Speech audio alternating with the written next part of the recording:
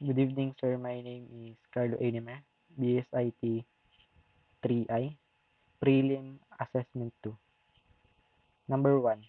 How can you define a simple route in Laravel and what would be a real-life example? Sa Laravel, ang route ay ginagamit para i-connect ang URL na tinatype ng user sa specific na aksyon ng system.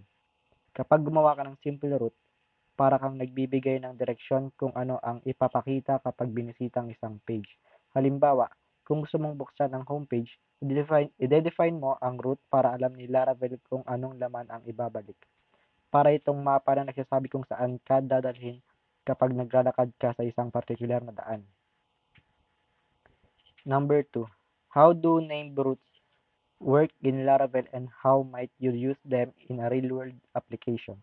Named routes ay nagbibigay ng pangalan sa isang route para mas madali itong gamitin at i-manage. Ang advantage nito ay hindi ka na kailangan umasa sa aktual na URL kapag tatawag ka ng route.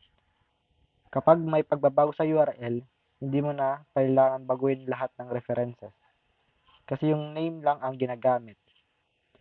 Sa real-world applications, ito ay kapakipakinabang lalo na kapag may malalaking projects na maraming links at connections. Isa itong paraan para gawing flexible at mas safe ang system sa mga future changes. Number 3. What is the purpose of root groups in Laravel and how might they be used? Root groups ay isang paraan para pagsama-samahin ang mga roots na may parehong katangian o settings. Karaniwan, ginagamit ito kung may roots na lahat ay may parehong URL prefix o kung lahat ay kailangan dumaan sa isang particular na middleware. Sa ganitong paraan, hindi mo na kailangan paulit-ulit isulat ang parehong code. Ang gamit nito sa real world ay organization at efficiency para maayos ang structure ng system at mas madaling intindihin ng ibang developers. Number 4. How does middleware work in Laravel and can you provide a practical example? Middleware ay parang security checkpoint o filter na nag-check ng request bago ito makarating sa mismong route. Gumagana ito sa pamamagitan ng pag-verify kung mayroong specific na kondisyon na kailangan i-meet ang isang user. Halimbawa, bago makapasok sa isang dashboard, tinitingnan muna ng middleware kung naka-login ba ang user. Kung hindi, hindi siya papayagang pumasok. Sa madaling salita, ito ang nag-a-apply ng rules sa pagitan ng user at sa system para masiguro na tama ang flow ng access. Number 5.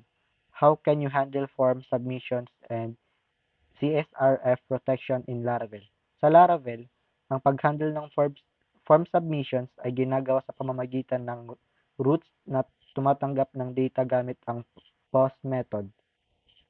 Para naman maging ligtas laban sa mga atake tulad ng cross-site request forgery or CSRF, automatic gumagamit